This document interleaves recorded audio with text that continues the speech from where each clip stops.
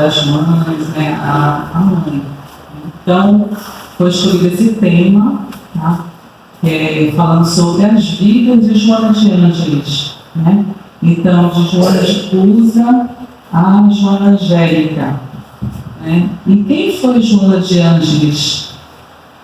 Quais foram as vidas, né, que ela teve tão importante? É isso que nós vamos ver nessa palestra. E acho que todos sabem, né, que Joana de Ângeles atualmente é a benfeitora espiritual de Divaldo Franco. Ela que orienta, né, desde quando era criança, Divaldo na divulgação do Espiritismo. Ela que dita os livros, né, que ele já lançou aí mais de 200 livros, né? E também ela atua na área psicológica, né? Que ela ditou uma série psicológica através do Divaldo Franco, muito importante, né? E essa série ela é, inclusive, objeto de estudo de vários psicólogos. Então, Joana de Ângeles, ela é uma benfeitora espiritual, assim, de um nível intelectual muito grande, né? E ela se preparou por várias encarnações para que realmente ela executasse esse papel brilhantemente, como ela vem fazendo até hoje. Só que antes da gente falar, de começar a palestra, eu gostaria de apresentar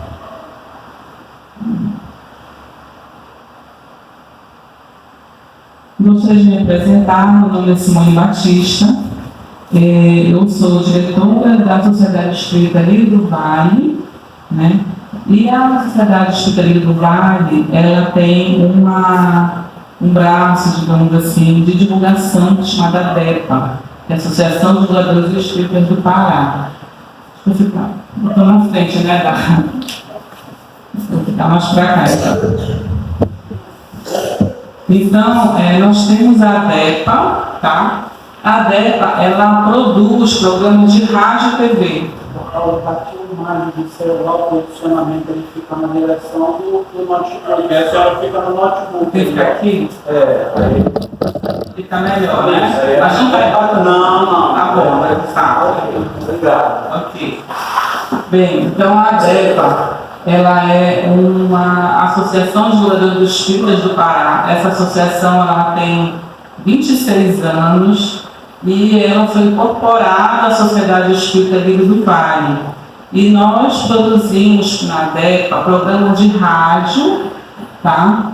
Temos com 2 programas chamados A Voz do Consolador, que é sábado, 18 horas, pela Belém FM. E a terceira chamada, que é domingo, após a jornada esportiva na Rádio Clube. A DEPA também produz o primeiro programa espírita do Pará, que ele é exibido na TV Grão Pará, há 3 anos.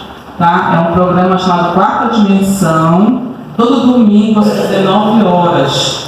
Então, nós espíritas, nós temos que divulgar e também apoiar, né? Essa porque é um trabalho assim de divulgação que é muito, digamos assim, um pouco árduo, né? Porque nós temos que produzir tudo isso em poucos recursos, vocês sabem, né? Mas a gente está conseguindo até agora, graças à espiritualidade amiga também, tá? Então, se vocês puderem também acessar as páginas pelo YouTube da DEPA, tá? AD-PA, no Instagram, no Facebook. As palestras elas são também exibidas, tá? Ao vivo, pelo Facebook, pelo YouTube. E todos os programas do Quarta Dimensão, eles estão na página do YouTube. Então é só acessar. São programas excelentes, tá? Tem também uma parte infantil, dicas de saúde. É meia hora de programa que é produzido com muito carinho pela Sociedade Espírita Lírio do Vale e a DEPA.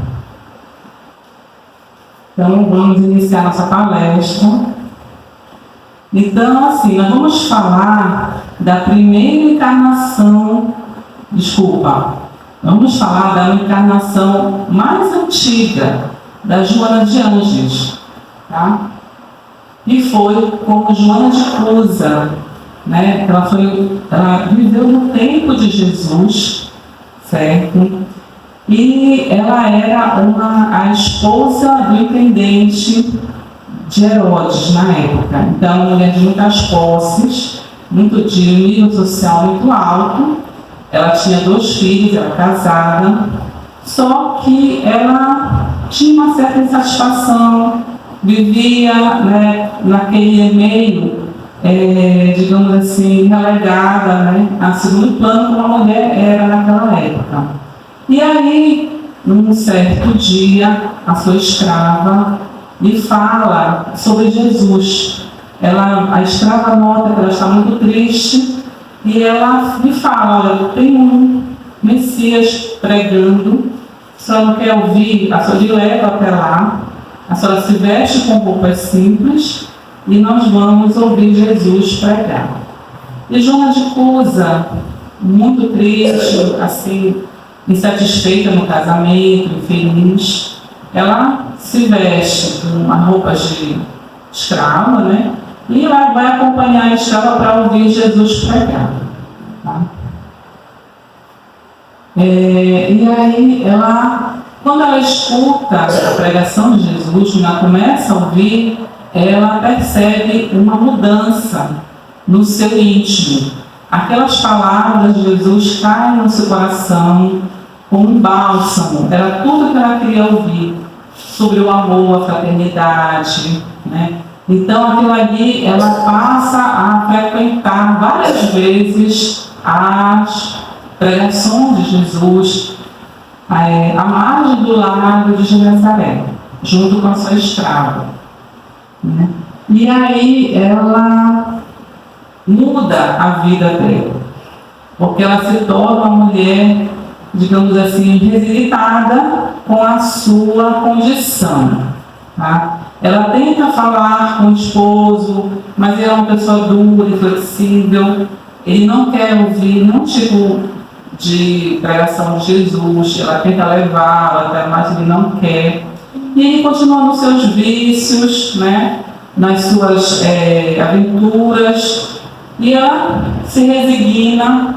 E até que ela conversa com Jesus, ele pede para ela continuar na sua vida como esposa, como mãe, e ter fé e ser fiel. E ensina a amar o seu marido apesar de todas as dificuldades que ele trazia para ela. Então ela se torna uma discípula de Jesus, no sentido de que ela segue os seus mandamentos também. E começa a conviver junto com discípulos, junto com Maria, junto com os seguidores de Jesus.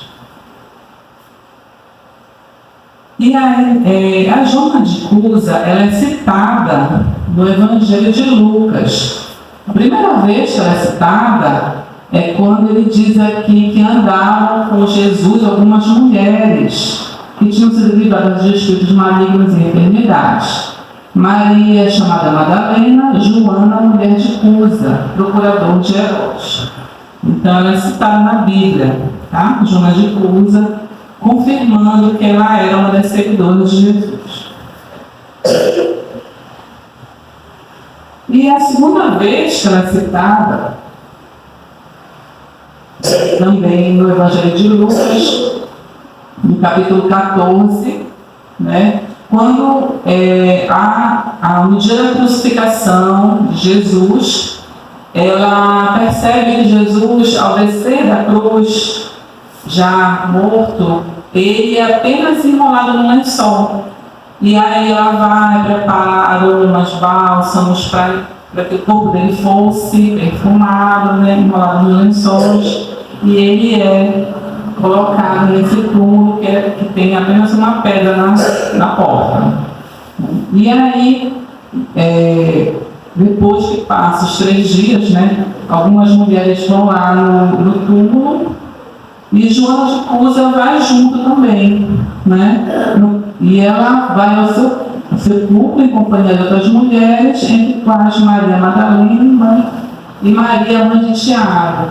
E quando descobre que a pedra foi removida, porque o corpo de Jesus não se encontra mais no túmulo, certo? Então, ela é citada no Evangelho 2 vezes, certo?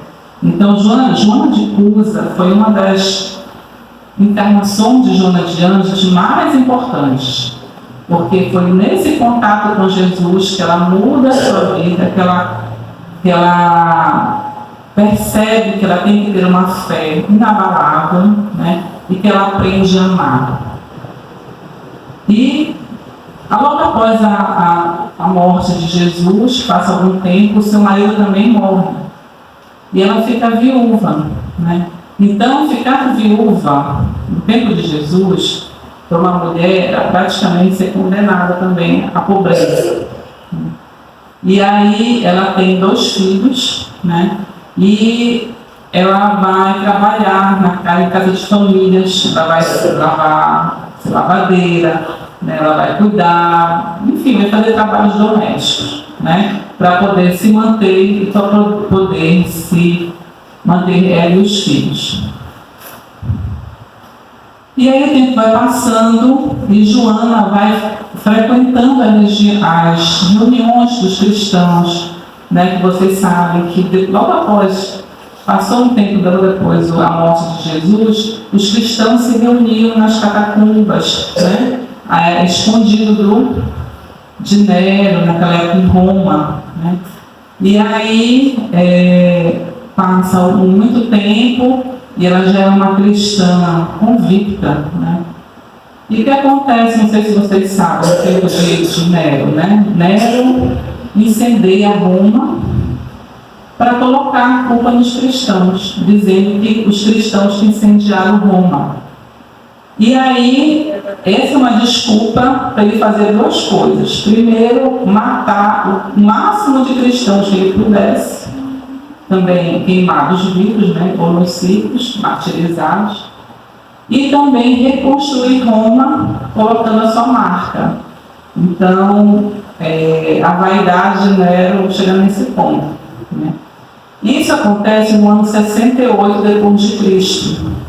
E Joana de Cusa, que era uma das cristãs na época, ela também é presa e ela vai para o circo para ser queimada viva.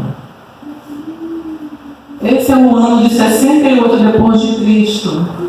E ao comando de Nero foi amarrado um poste e sacrificado numa fogueira no Coliseu. Nessa época morreram de 200 a 300 mil cristãos, queimados dessa forma. Porque Nero foi a forma que ele encontrou de fazer esse tipo de sacrifício com todos os cristãos na época. E Joana de Cusa, ela é queimada viva, junto com o seu filho mais novo, que foi também amarrado num poste, e ele pede para ela, no último momento, antes de ser queimado, que ela abdicasse de ser cristã, que ela mentisse, que ela não dissesse que não ia mais ser cristã, para poder se livrar da fogueira. Aí ela pede que ele se cale, porque ela tem que ser fiel a Deus, né? E os 2 são queimados vivos, né? E aí, antes tem essa parte aqui no livro Boa Nova, que é um livro muito interessante, se vocês puderem adquirir. Tem várias partes de várias histórias, né, contadas na Bíblia, sobre a época de Jesus, só que com mais detalhes que a gente não conhece, né? E Humberto de Campos, que é o autor desse livro, ele diz que antes de morrer, um algoz chegou perto da Joana e disse: o teu Cristo soube apenas ensinar-te a morrer? E ela diz: não, ele também me ensinou a vos amar. E nesse momento ela sente a mão no seu ombro, e quando ela olha para trás é Jesus, e ela já está tomada pelo fogo, né? Então ela não sentiu nada, nem ela nem seu filho, e ela morre martirizada na fogueira, né? Então esse foi uma encarnação de Joana de Ângeles, que foi a que marcou, assim, digamos, a sua vida como cristã. E aí passa-se o tempo, né? nós vamos para uma outra encarnação também, de Joana, que foi também muito importante e que marcou também, tanto no nosso mundo material como no mundo espiritual. Ela foi Clara, Santa Clara. Ela nasceu na época de Francisco de Assis. Ela é 10 anos mais nova que Francisco, né? E ela foi Clara de Assis. Com 16 anos, ela conheceu Francisco de Assis numa pregação também, e ela se encanta com a mensagem de Francisco de Assis, e ela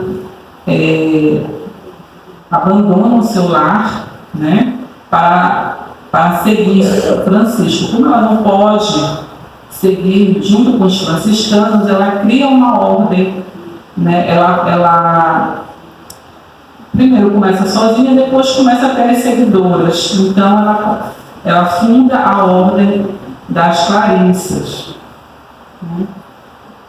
E aí, isso em 1192, né, que ela reencarna, e aí ela conhece o Francisco, e depois de convertida, ela funda a ordem das Clarissas, e dos atos que ela sempre faz com todas as seguidoras, ela vai beijar os pés, porque ela acha que isso é uma forma de servir e de também mostrar a sua humildade. Então, Francisco de Assis, ele percebeu em Clara a sua condição de líder, né, a sua inteligência e a sua total devoção ao Cristo. Então, foram duas almas, né, que eles, assim, há aquela na nossa mente, aquela ideia de romantismo, né, que eles se amavam e tal. Mas não, foram apenas almas afins que tinham apenas o amor a Deus com uma grande afinidade, né? E nessa foto, nessa imagem aqui, é muito interessante que ele foi visitá-la já no convento, e aí é o inverno, né? E ele diz assim, ele vai embora e ela diz assim, chama de pai Francisco, quando você vai voltar? Esses 5 anos as rosas se abrirem. E é inverno, não tinha uma rosa aberta. E quando ela volta, ela vira de costas e as rosas estão abertas. E ela chama ele de volta, volte que as rosas se abriram, né? E ele tem que voltar, ele volta assim, bem surpreso. Né? Então é bem interessante porque acontece. E Clara também, ela tinha o dom da cura, né? Então tem relatos de que ela curou crianças, curou pessoas, né? Ela fazia o sinal da cruz na testa. Então também tem esse dom também que ela trouxe nessa encarnação.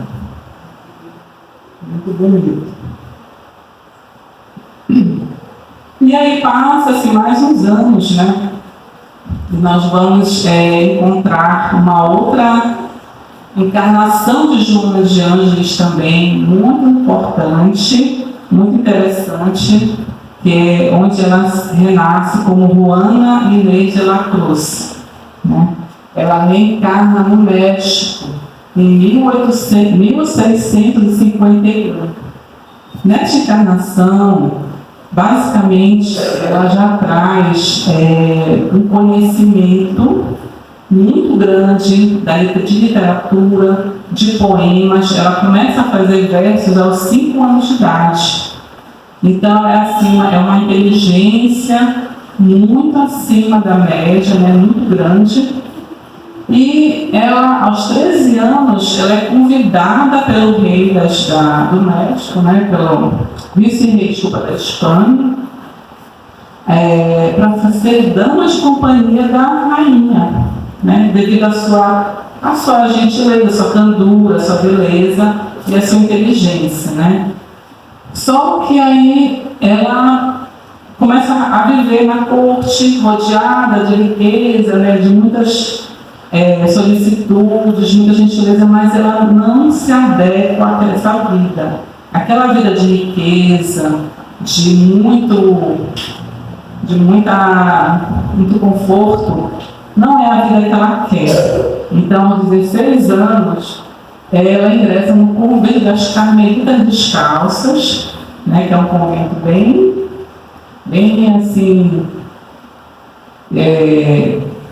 duro, né, bem rígido, e ela vai depois ser a Sor Juana Inês de la Cruz, ficando conhecida pelos seus hábitos de estudo como a monja da biblioteca. Ou seja, foi uma encarnação que ela teve apenas voltada para o estudo e para fazer o bem ao próximo, né? Ela deixou de lado toda aquela vida que ela ia ter de riqueza no reino, né? Já na corte, poderia muito bem casar, né, com um nobre da corte, né? Mas ela abdica de tudo para ser uma monja, para ficar estudando, para ficar apenas adquirindo conhecimento e também ajudando, né, as pessoas ali, a comunidade.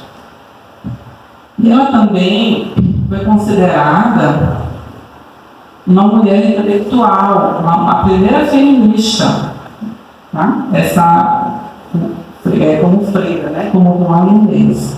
Por quê? Porque ela, em 1690, ela faz um documento dizendo a importância da intelectualidade para a mulher. Isso em 1690, o Brasil estava engatinhando, né? Tinha sido descoberto. Então, imagina uma mulher, uma freira, dizer que era importante, né, as mulheres estudarem e ter uma intelectualização maior. Tá?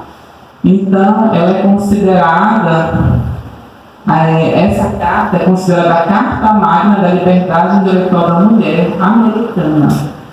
Certo? Então, foi um grande marco que ela deixou nessa encarnação. Em 1695, houve uma epidemia de peste na região, onde ela foi ajudar as pessoas, né, e acaba contraindo a peste e acaba desencarnando aos 44 anos.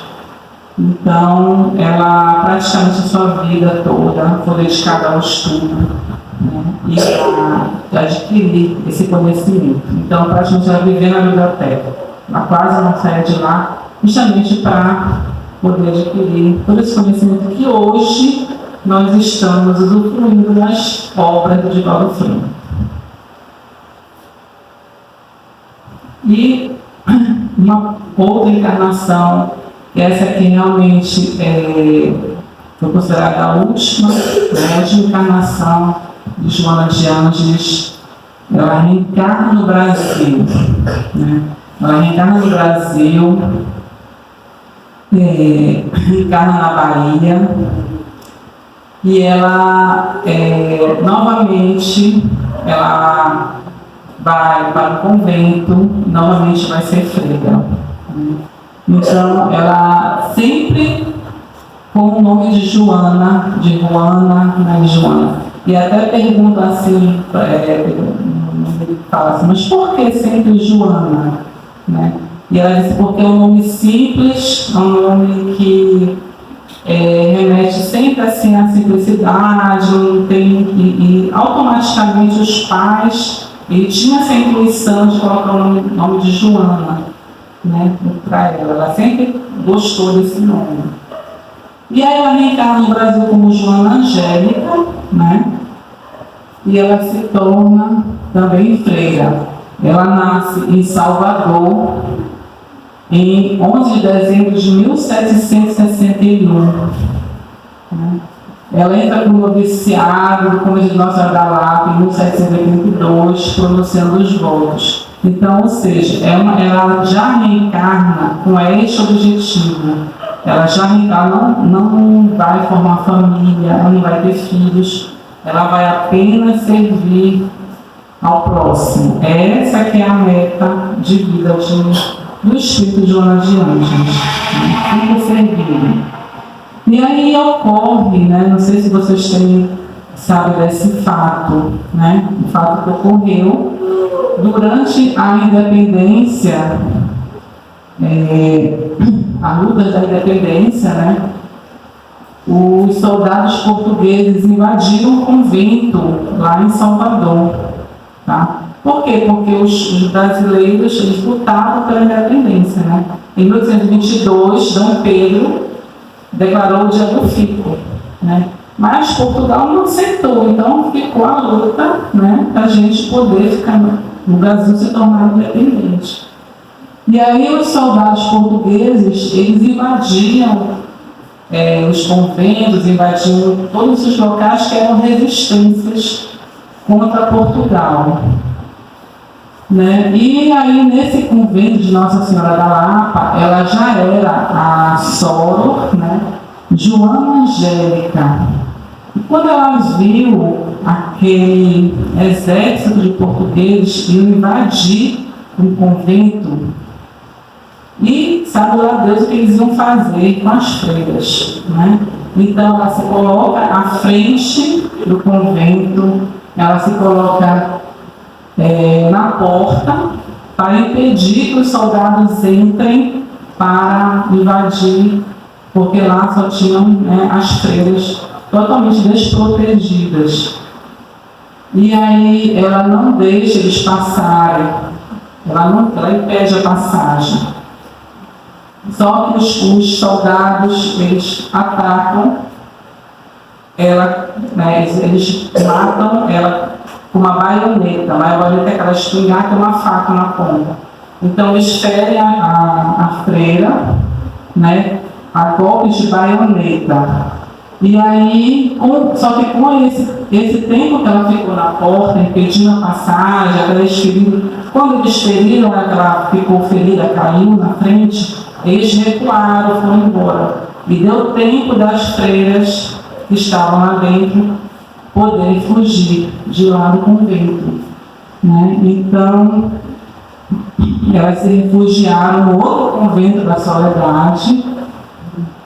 A freira Joana Angélica, ela ficou ferida, mas veio a falecer no dia seguinte, no dia 20 de fevereiro de 1823. Então, esse é um fato histórico, né? Inclusive tem o busto da freira Joana Angélica na frente desse convento lá em Salvador, né? E foi depois que nós fomos, né, tomar conhecimento no meio espírita que se tratava de Joana de Ângeles, né? Então foi a última encarnação de Joana no Brasil, na Bahia, onde ela foi martirizada, né, com essa morte tão terrível que ela teve, né, tentando salvar as outras freiras no convento. Então ela foi mais um martírio que ela sofreu, né, em prol da comunidade, das outras freiras.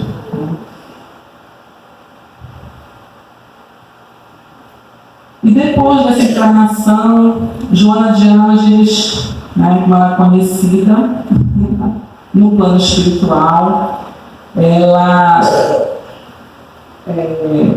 depois ela se propõe, junto com Divaldo Franco, quando ele reencarna, né, ela se propõe a ser a sua benfeitora, para que ele fosse o divulgador do espiritismo, né, atualmente, e também lançar uma série psicológica que é muito importante, que é excelente, que tem ajudado assim, milhões de pessoas, né, psicólogos também. Joana de Ângeles, ela está com o Divaldo desde da sua encarnação, né? Ela é o seu anjo da guarda. Não sei se vocês viram o filme do Divaldo, né? Quem viu então sabe a luta que ele teve, né, durante muito tempo. E Divaldo Franco, ele sofreu muito com um obsessor, né, que ele tinha chamado Máscara de Ferro, né? E depois que ele se livra desse obsessor, depois de 30 anos, é que Joana de Ângeles ela começa a se tornar visível para o Divaldo. E ele começa a ditar os livros, né, para ele, mas ele só deixa ele guardar as páginas dos livros, né? E depois de 10 anos, ela ditando para ele, é que ele vai lançar o primeiro livro. Então, tudo aquilo que ele escreveu durante 10 anos, ele vai dizer assim, agora jogue fora. Né? Agora que a gente vai começar realmente nosso trabalho. E aí, ele começa o trabalho, né? E são mais de 200 livros psicografados com Joana de Anjos, é um trabalho belíssimo. Quem não viu o filme, eu aconselho a ver, porque realmente é maravilhoso, muito bom. E conta a história também um pouco, né, da Joana com o Divaldo, né, a parceria deles dois. Inclusive, tem até um momento em que ele sofreu um ataque cardíaco, né, o João Franco. Ele tinha uns 80 e poucos anos, hoje ele está com 96, se não me engano. E aí, ele tinha que ir para a reunião no centro. E ele estava com uma dor no coração, ele tinha sofrido um ataque cardíaco, né? E ele disse que não vai para a reunião naquela noite. E faltava 10 minutos para começar a reunião no centro. E ela chega para ele assim, você se levante agora e você vá para a reunião. Ele diz assim, mas eu estou 90%, estou 90% morto, eu não estou aguentando, tanta dor no peito, não sei o quê. Ele diz assim, eu estou 100% morta e eu estou aqui trabalhando. Você vai se levantar e você vai para a reunião. Ele chegou no centro em 10 minutos e participou da reunião toda. Bem, nós vamos estar sempre de acordo com o que Joana, né, sempre deu o seu exemplo e sempre pregou. E também de acordo com os ensinamentos do Cristo, porque ela sempre teve a fidelidade com o Cristo.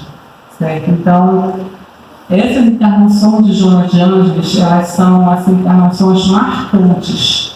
Né? Ela pode ter tido outras encarnações, mas estas foram as mais marcantes para que ela fosse introduzida tanto como discípula de Jesus, como no Espiritismo. Né? E hoje nós temos essa benfeitora espiritual, que é um anjo, digamos assim, que traz os seus ensinamentos para nós, que nos ajuda em todos os momentos, né? Os seus livros, as suas frases, elas sempre vão nos ajudar em algum momento.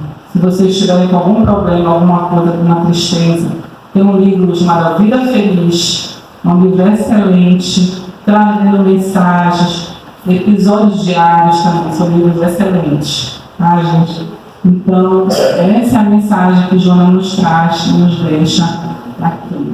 Eu agradeço, tá, a atenção de todos aí e espero que a partir de agora a gente conheça um pouco mais e saiba que Joana de Anjos está aqui viva, né, nos ajudando e logo estará reencarnada, né, quem sabe. Tá? Então, agradeço a presença de todos. Uma boa noite.